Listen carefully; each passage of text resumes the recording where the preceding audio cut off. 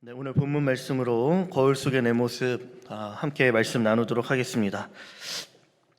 어린아이들을 키우고자 하면 이렇게 동화책을 읽어줄 때가 있는데요. 어린아이들에게서 인기 있는 동화를 뽑는다라고 하면 부동의 1위를 차지하는 동화가 있습니다. 변함없이 1위를 유지하는 동화 무엇일까요? 예, 정답이었습니다. 백설공주입니다. 부동의 1위라고 합니다. 저도 찾아보니까요.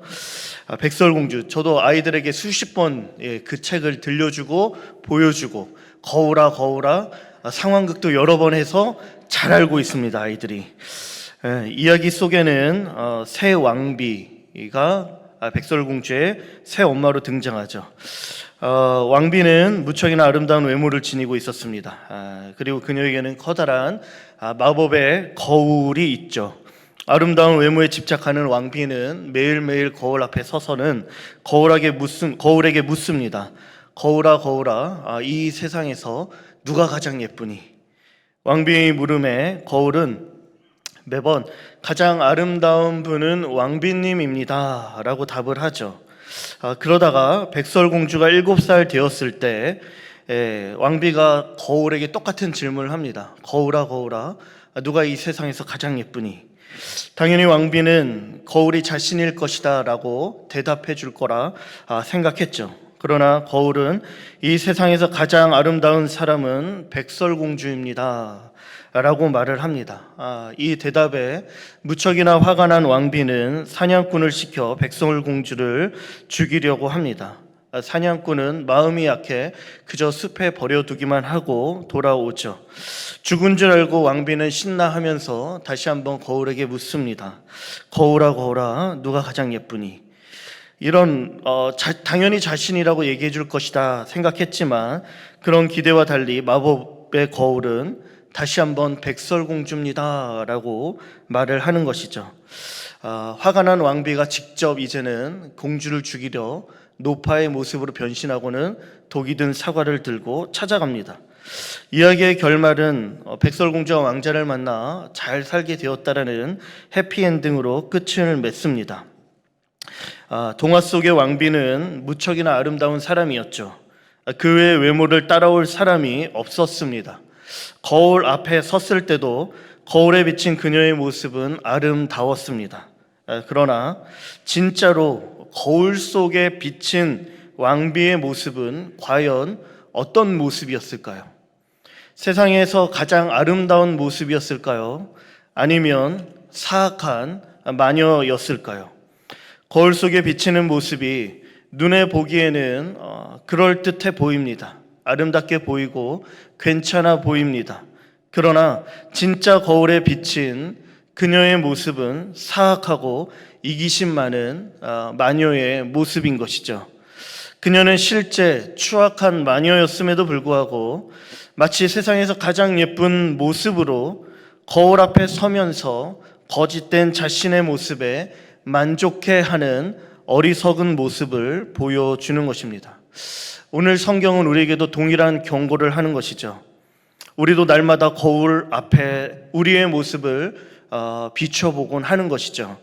그런데 실제 비춰지는 우리의 모습은 아닌데 괜찮다 여기고 그렇지 못한데 그 모습을 예쁘다라고 여길 때가 있는 것이죠. 26절 말씀입니다. 누구든지 스스로 경건하다 생각하며 자기 혀를 재갈 물리지 아니하고 자기 마음을 속이면 이 사람의 경건은 헛것이라. 우리는 신앙생활 하면서 이만하면 됐지, 괜찮지, 잘하고 있지, 내가 누군데 라며 본문의 말씀과 같이 스스로 생각하기를 나는 경건하다 여기며 만족해한다 라는 것입니다. 특별히 이러한 모습은 누구에게서 많이 나타날까요? 종교적인 열심을 품은 사람들에게서 나타날 수 있습니다. 오랜 신앙생활을 해온 분들이나 교회에서 봉사를 많이 해온 분들에게서 나타날 수 있는 것이죠. 더욱이 저와 같은 목회자들에게서 이런 모습은 더 쉽게 발견될 수 있습니다. 그런데 중요한 것은 무엇이냐면 내가 그렇게 생각하는 모습이 아니라 정말 거울에 비춰지는 내 모습이 진짜 어떤 모습이냐가 더 중요하다라는 것입니다. 스스로 경건하다 여기며 생각하지만 그렇게 생각하는 그 경건이 헛것일 수 있다라는 것을 경고하고 있는 것이죠. 그렇게 우리는 거울 속에 비치는 우리의 모습, 내 모습을 정확하게 진단하고 볼 수 있어야 합니다. 오늘 본문에서 말하고 있는 경건은 과연 무엇일까요? 26절에 쓰여진 이 경건, 헬라어로 드레스케이아라는 단어입니다. 이 단어가 쓰인 곳을 찾아보니 사도행전 26장 5절 말씀에 종교라는 표현으로 쓰여지죠. 내가 우리 종교의 엄한 팔을 따라 바리새인의 생활을 하였다라고 말합니다. 사도행전에 사용된 이 경건의 표현을 따라 경건을 정의 내리면 경건은 종교, 바리새인의 생활을 의미하는 것으로 볼 수 있습니다. 종교적인 외적 행위, 율법적인 행위를 경건이라 볼 수 있는 것이죠. 예를 들면 신앙생활 오래 하면서 한 번도 교회에 빠지지 않은 것입니다. 11조나 헌금 생활도 열심히 합니다. 금식도 하며 기도도 열심히 하는 것이죠. 이러한 신앙의 모습이 경건의 표지가 된다라는 것입니다. 그런데 성도님들 어떠한가요? 정말 이것이 경건의 표지가 될 수 있을까요? 사실 이러한 신앙생활을 유지하는 것이 매우 필요한 모습이기도 합니다. 이러한 모습은 신앙생활을 함에 있어서 충분히 귀감이 되고 본받을 만한 모습인 것이죠. 그러나 정말 이 모습만이 경건의 표지인지를, 경건을 제대로 설명하고 있는 것인지를 우리는 고민해 봐야 하는 것이죠. 왜냐하면 바리새인들에게도 이러한 모습, 즉 경건은 있었으나 이 경건이 결코 우리에게는 능력이 되지 못했기 때문입니다. 누가복음 18장 11절 12절 말씀에 바리새인의 모습을 이렇게 이야기를 합니다. 서서 따로 기도하여 이르되 하나님이여 나는 다른 사람들 곧 토색, 불의, 간음을 하는 자들과 같지 아니하고 이 세리와도 같지 아니함을 감사하라이다. 일회에 2번씩 금식하고 소득의 11조를 드리나이다 라며 자신의 경건을 하나님 앞에 이야기하고 기도하고 있습니다. 종교적인 열심이 있죠. 누구보다 최선을 다해 종교 생활을 합니다. 바리새인 옆에서 고개를 들지 못하는 세리와 비교도 할 수 없습니다. 그러나 정작 그들을 향한 예수님의 평가는 어떠했는지 우리가 잘 알죠. 예수님은 무서운 말씀으로 독사의 자식들아, 회칠한 무덤들아 책망합니다. 의로운 척하며 경건의 모양을 보인다 하지만 실제 거울 속에 비치는 모습은 다르다라는 거였죠. 스스로 경건하다 여기는 그 모든 경건이 헛것이다라는 것입니다. 그렇다면 우리가 따라야 할 경건은 과연 무엇일까요? 사도 바울이 그의 영적인 아들 디모데에게 쓴 편지에서 여러 차례 경건에 대해 언급을 합니다. 디모데후서 3장 5절과 4장 7절에 경건의 모양은 있으나 경건의 능력은 부인하니 이와 같은 자에서 돌아서라 말하며 너는 힘써 경건에 이르도록 너 자신을 연단하라 말씀합니다. 이때 사용된 헬라어가 유세베이아라는 단어로 외적 행위의 수준을 넘어서서 삶으로 하나님을 닮아가는 모습을 의미하는 것이죠. 즉 우리 마음에 뿌리박고 있는 하나님과의 그 관계 안에서 표현되어지는 우리의 삶의 방식들, 결과적으로 진짜 경건은 무엇이냐면 우리가 살아가는 삶의 모습들이다라는 것입니다. 야고보서 1장 18절 말씀에서 우리의 정체성을 분명하게 알려주었죠. 그가 그 피조물 중에 우리로 한 첫 열매가 되게 하시려고 자기의 뜻을 따라 진리의 말씀으로 우리를 낳으셨느니라. 말씀은 우리를 향해 하나님의 자녀라 규정하고 있습니다. 진리의 말씀으로 낳은 피조물 중에 첫 열매였다라며 이전 것은 지나가고 보라 새 것이 되었다 말씀하고 있는 것이죠. 우리의 삶에 이제 하나님을 닮아가는 하나님의 성품이 나타나기 시작하는 것입니다. 비록 우리는 여전히 연약하지만 말씀을 듣고 받고 그 말씀을 행함으로 말미암아 주님을 더 닮아가는 것이죠. 삶으로 하나님을 더 드러내며 비록 우리의 연약함이지만 그 하나님을 우리의 삶으로 이 세상 가운데 보여줄 수 있게 되었다라는 것입니다. 그것이 바로 경건이다라는 것이죠. 하나님의 자녀로서 과연 우리는 하나님을 닮아가고 있는지, 진정한 경건을 이루고 있는지를 점검해야 합니다. 이것은 어느 누구만의 특별한 모습이 아니라 말씀대로 살아가는 모든 그리스도인들, 하나님의 자녀, 하나님의 백성들의 마땅한 표지라는 것이죠. 그렇다면 진정한 경건을 이루는 삶의 모습에는 과연 어떠한 것들이 있을까요? 오늘 본문에는 세 가지를 이야기합니다. 첫 번째로는 올바른 말을 할 때 경건이 시작된다라는 것이죠. 26절입니다. 누구든지 경건하다 생각하며 자기 혀를 재갈 물리지 아니하고 자기 마음을 속이면 이 사람의 경건은 헛것이라. 중요한 경건의 표지로 혀를 언급하고 있습니다. 이것은 말을 제대로 다스리거나 사용하지 못한다면 말을 행함에 있어서 우리가 제대로 올바른 말을 하지 못하면 우리가 알고 있는 경건은 헛것일 수 있다는 것이죠. 그래서 혀에 재갈을 물리라는 매우 강한 표현을 사용하고 있습니다. 재갈은 동물에게 사용하는 것이죠. 말을 부리기 위해 사람의 입이 아니기에 동물의 입을 아가리라고 하는데 그 아가리에 가로 물리는 가느다란 막대를 사용하는 것입니다. 이러한 재갈을 물림으로 말미암아 말을 행함에 있어서 신중해야 한다라는 것을 우리 가운데 강조하고 있다라는 것이죠. 왜일까요? 예수전도단 딘 셔먼이 쓴 영적 전쟁이라는 책이 있습니다. 이 책에서는 우리에게서 일어나는 영적인 싸움 세 가지를 우리 가운데 소개하는데 첫 번째가 생각이요, 두 번째가 마음, 그리고 입이다라는 것이죠. 세 가지는 서로 연결되어 있어서 어느 하나 독립적이지 않습니다. 즉 입은 마음과 생각과 연결되어 있는 것이죠. 곧 말하는 것이 그 사람의 마음의 상태를 보여주는 것입니다. 보이지 않는 마음은 표현되는 언어를 통하여 다른 사람들에게 보일 수 있다라는 것이죠. 말은 우리가 과연 누구인지를 알려주는 어느 하나의 장치, 도구라는 것입니다. 그렇기에 이 말의 영역에 있어서 사단이 끊임없이 공격할 수 있다라는 것이죠. 더욱이 말이 가진 힘이 대단합니다.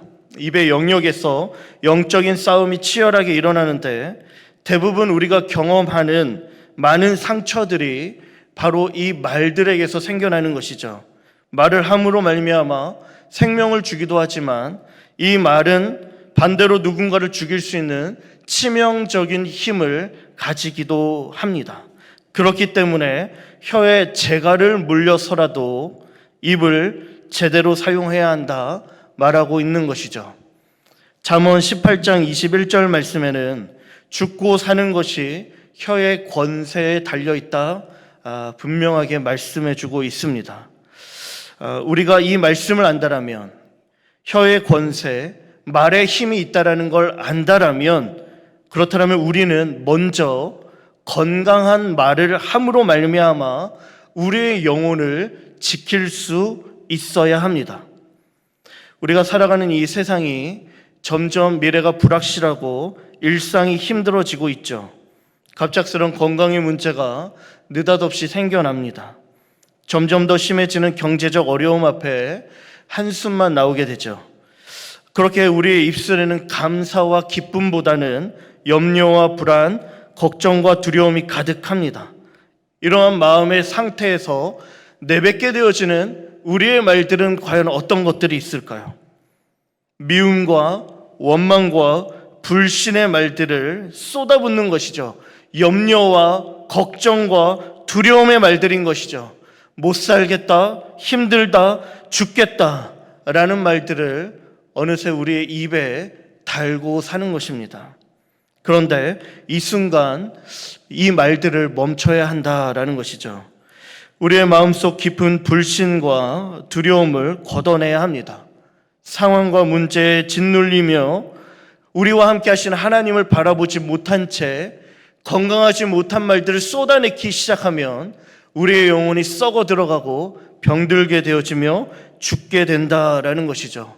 하나님을 향한 믿음이 흔들리게 되어지며 우리는 금방 우리가 내뱉는 말로 말미암아 죄를 짓게 된다라는 것이죠. 믿음 없이 생각 없이 내뱉는 불평과 원망의 말들이 아니라 하나님을 향한 온전한 신앙과 주님을 향한 그 사랑의 말들을 할 수 있어야 한다라는 것입니다. 그렇게 다윗은 시편 141편 3절 말씀에서 이렇게 이야기를 하죠. 여호와여, 내 입 앞에 파수꾼을 세우시고 내 입술의 문을 지키소서. 내 입 앞에 파수꾼을, 내 입술의 문을 지켜줌으로 말미암아 하나님, 내가 말로써 범죄하지 않기를 원합니다 라며 기도하고 있는 것이죠. 다윗은 살아계신 하나님을 바라보며 고난 중일지라도 하나님을 향한 신뢰와 사랑의 말을 그 입에 담기를 원했던 것입니다. 그럴 때 비로소 우리의 입술에 그 사랑과 하나님을 향한 신뢰의 말을 함으로 말미암아 고난을 넉넉히 이겨나갈 수 있다라는 것이에요. 더 나아가 죽고 사는 것이 혀의 권세에 달려있다는 것을 우리가 안다라면 우리는 서로 간에 피차 간에 죽이는 말을 하는 것이 아니라 살리는 말을 해야 한다라는 것입니다. 우리가 가장 실수하는 영역이 무엇이냐면 가장 가까운 사람들에게 말을 함부로 한다라는 것이죠. 사람과 사람 사이에 오고 가는 말들로 말미암아 사람들에게 상처를 많이 준다라는 것입니다. 그러니 우리는 말을 조심해야 합니다. 사랑하는 성도님들, 어떻습니까? 가정 안에서 가장 가까운 남편과 아내에게, 또한 가장 사랑스러운 자녀들에게 어떠한 말들을 하셨습니까? 하시고 계십니까?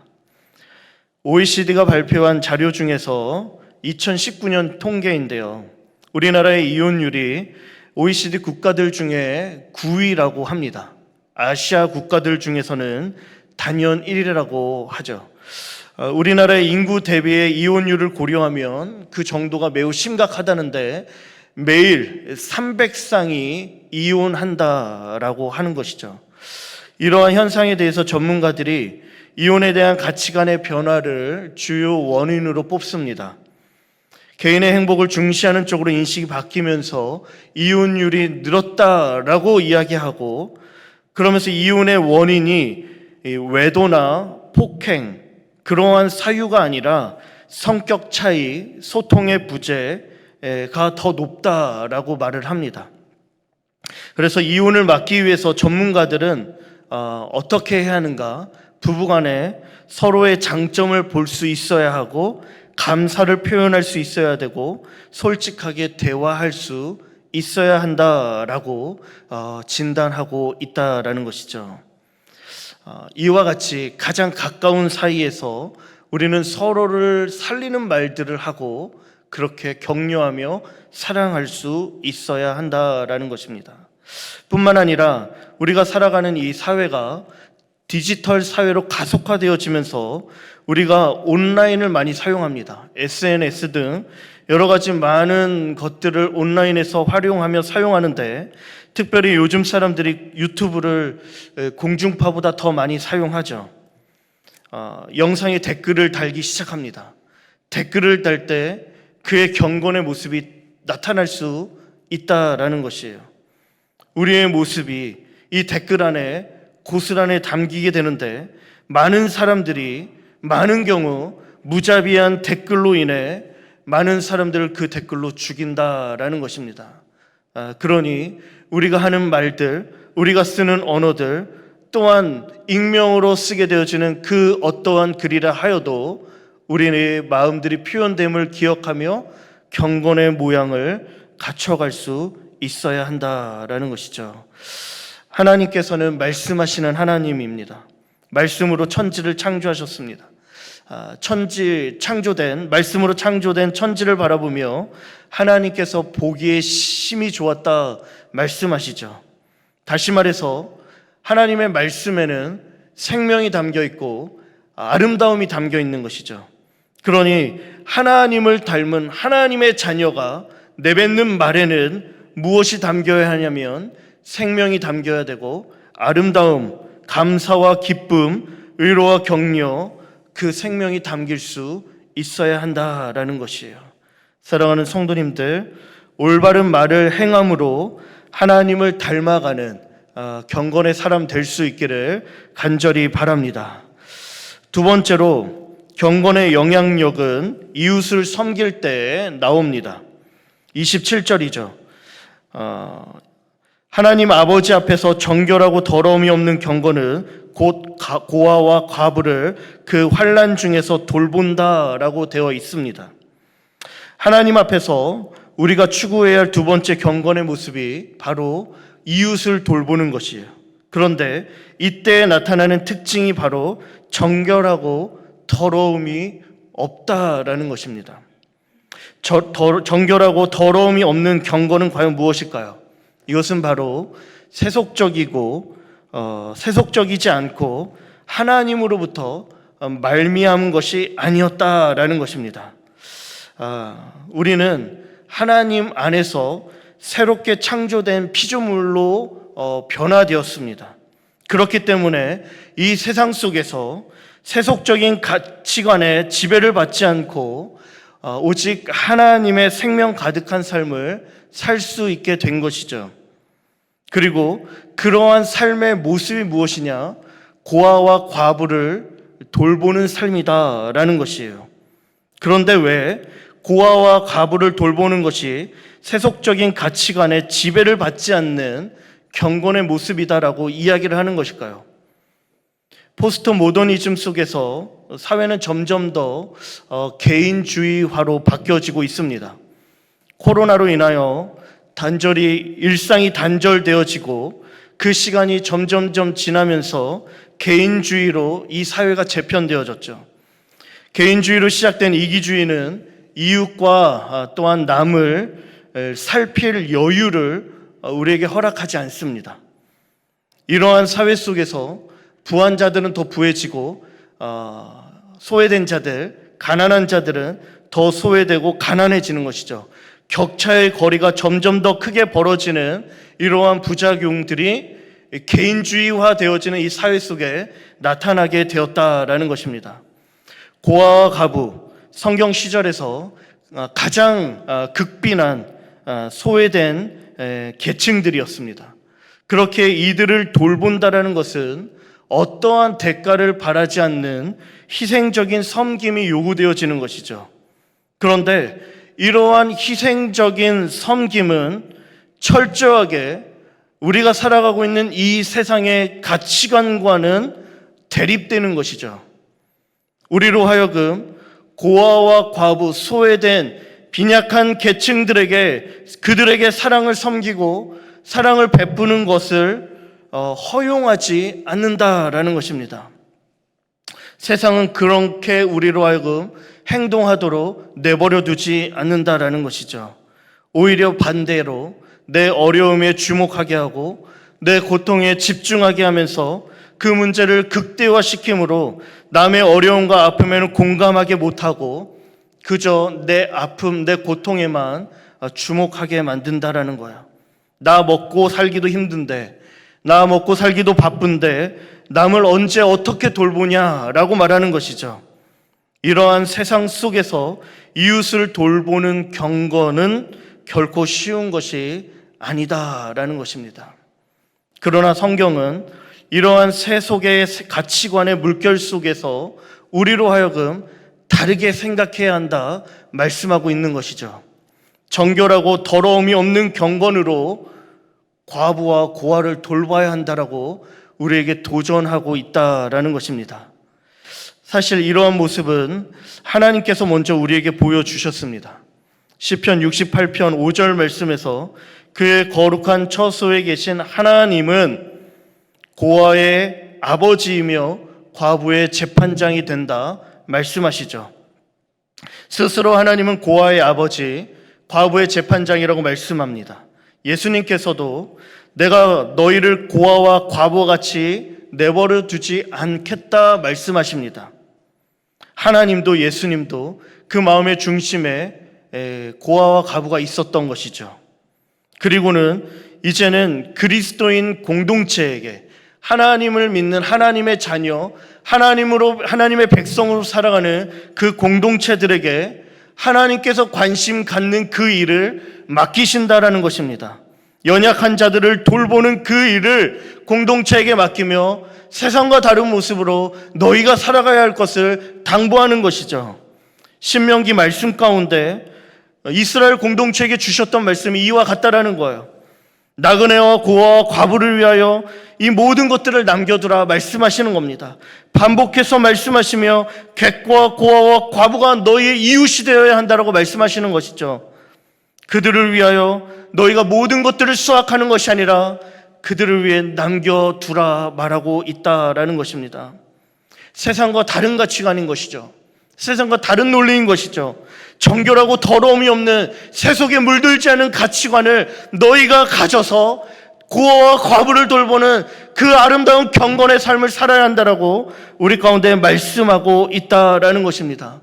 그 경건의 삶을 너희가 실천할 수만 있다라면 우리가 사는 이 세상에 그 누구도 소외되거나 죽어가는 영혼이 없을 것이다라고 말씀하고 있는 것이죠. 이것이야말로 하나님을 닮아가는 하나님의 성품, 하나님의 경건을 드러내는 삶의 모습이다라는 것입니다. 이것이 그리스도인이죠. 이것이 마땅한 교회의 모습이다라는 것입니다. 영성신학자 헨리 나우에는 세상의 길, 그리스도의 길이라는 책에서 이와 같이 우리 가운데 이야기를 합니다. 우리 사역의 신비는 우리가 권력이 아니라 무력함으로 섬기도록 부름받았다라는 사실이다. 대단한 힘을 가지고 섬기는 것이 아니라 우리 안에 있는 약함을 통해서 오히려 동료 인간들과 결속을 맺고 약한 자들과 교제하며 그래서 하나님의 치유하시고 인도하시며 부양하시는 긍휼을 드러낼 수 있다는 것이다. 철저하게 세상 가치와 대조되는 역설인 것이죠. 연이어서 이와 같이 이야기를 합니다.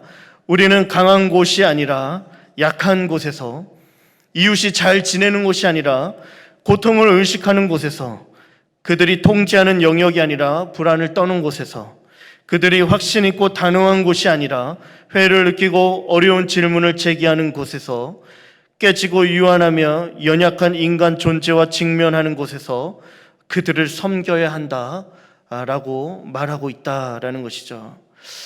이것이 세상과 다른 그리스도의 길임을 우리 가운데 말해주는 것입니다. 우리가 비록 연약하지만 연약함을 가지고 이웃들에게, 소외된 영혼들에게, 낮아진 영혼들에게 손을 내밀기 시작하면 그런 우리를 통하여 하나님의 사랑과 능력이 흘러들어가 그들을 살리는 일들이 일어나게 된다라는 것이죠.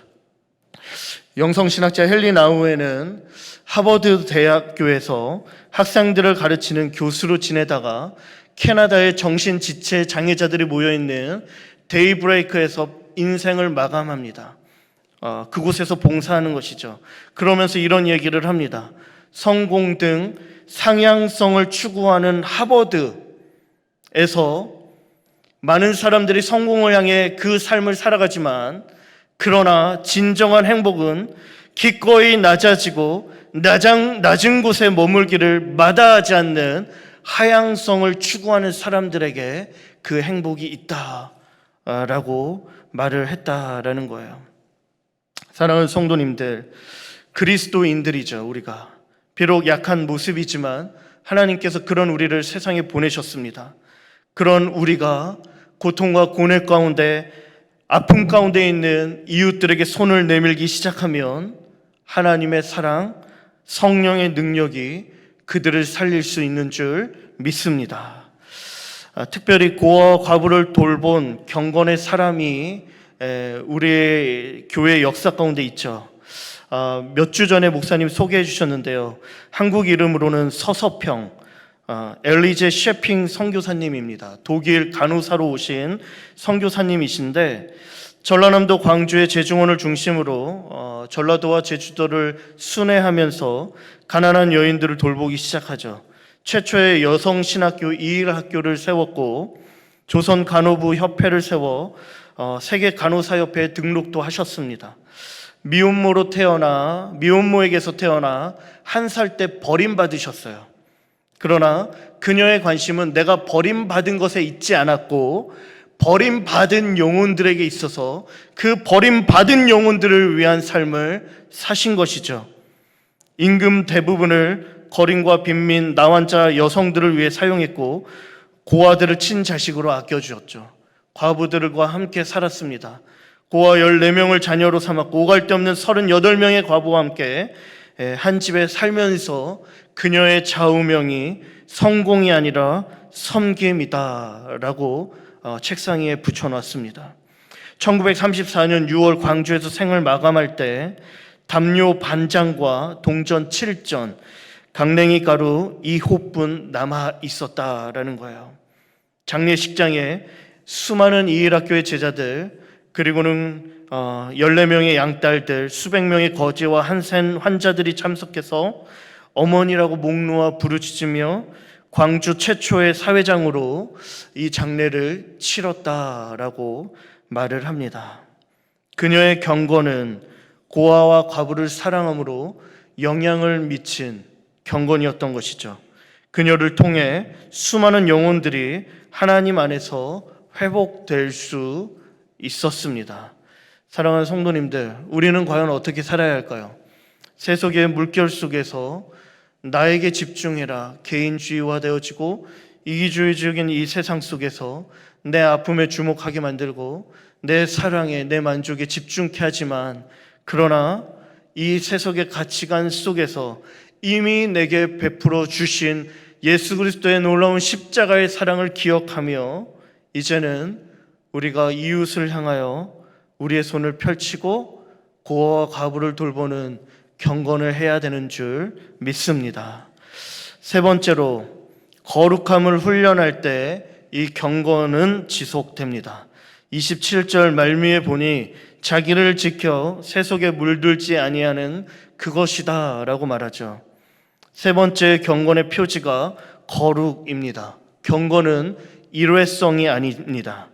계속해서 지속되어지고 이루어져야 할 모습이죠. 그것이 우리가 추구해야 할 새로운 변화의 삶의 모습입니다. 그러기 위해 필요한 것이 거룩을 날마다 훈련하는 것이죠. 세속에 물들지 않도록 자신을 지켜내는 훈련을 해야 합니다. 세속은 한마디로 세상을 이야기합니다. 세상 속의 그리스도인이라는 책에서 세상을 다음과 같이 정의 내리죠. 세상은 하나님께서 창조한 곳, 하나님의 창조 아래 하나님의 선하심이 가득한 곳이나 그러나 하나님께서 지으신 창조 질서가 아니라 하나님께 반역하여 조직된 체계로 인간 사회에 나타나는 문화를 의미합니다. 이 문화 안에서 사람들은 하나님께서 창조한 창조의 질서, 창조의 놀라운 축복을 누리게 되는 것이죠. 이것이 일반 은총입니다. 그런데 세상은 이러한 일반 은총을 대하는 태도가 우리와 다른 것이죠.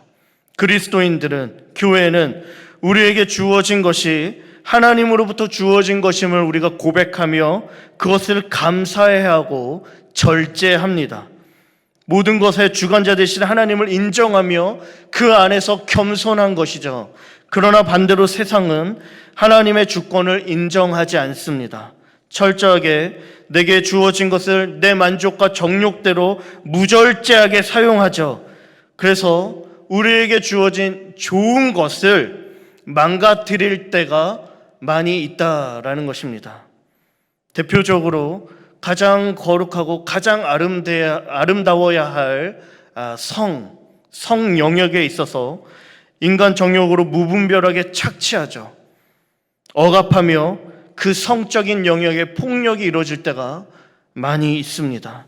탐욕으로 인해 자연은 훼손되어지고 헛된 영광과 이기적인 야망으로 인간 관계가 깨어집니다. 정욕으로 추구하는 물질로 말미암아 인간성은 파괴되어지고 우리가 사는 세상은 점점 무너지는 것이죠. 그러니 요한 사도가 요한 1서 말씀에서 너희는 이 세상이나 세상에 있는 것들을 사랑하지 말라 말씀합니다. 아버지께로 온 것이 아님을 말씀하며 육신의 정욕, 안목의 정욕, 이생의 자랑이다 말하는 것이죠. 그러니 너희가 이 세상 속에서 살아갈 때 더욱 자신을 지켜 거룩할 것을 요구하는 것이죠. 그런데 어떻습니까?